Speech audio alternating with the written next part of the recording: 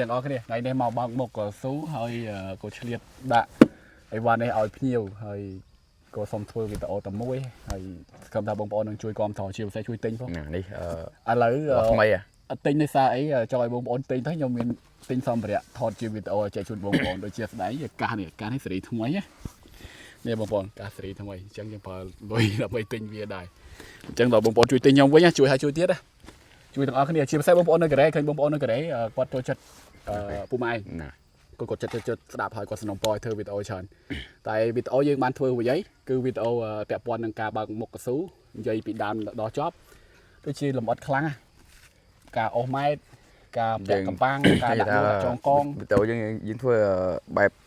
សាមញ្ញមិនតែងាយយល់គេយល់ងាយយល់យើងធ្វើខ្លីៗងាយយល់ព្រោះយើងអ្នកធ្វើផ្ទាល់អញ្ចឹងយើងយល់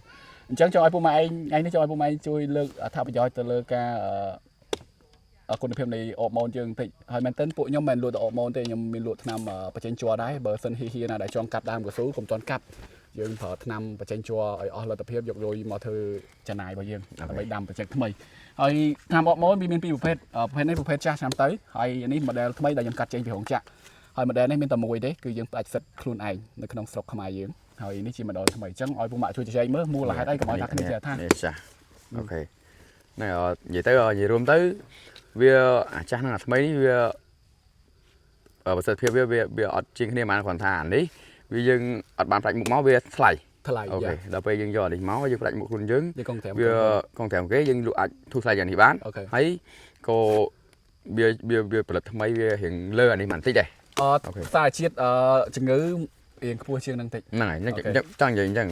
វារៀងលើយើងសិក្សាជាមួយវាអានេះហើយនឹងអានេះវារៀងល្អជាងហើយយើងបានយើងសម្រេចចិត្តថាយើងផ្ដាច់មុខមកដើម្បីយើងលក់វារៀងបានធូរថ្លៃយ៉ាងនេះផងហ្នឹងហើយទៅជាក់ស្ដែងដែលយើងប្រើវាដូចជាកស៊ូដែលយើងស្ងួតមុខយើងប្រេះដើមអីប្រើទៅវាចេញមកវិញបានល្អយើងដូចវីដេអូពីមុនធ្លាប់និយាយអញ្ចឹងបើយើងប្រើថ្នាំខៀវថ្នាំរំញោចយើងនិយាយថ្នាំខៀវយើងឲ្យជាក់ស្ដែងហ្មងអូខេវាបើសិនជាដើមស្ងួតលាបយ៉ាងណាអត់ចាញ់ទេអូខេលាបកាន់តែខូចដើម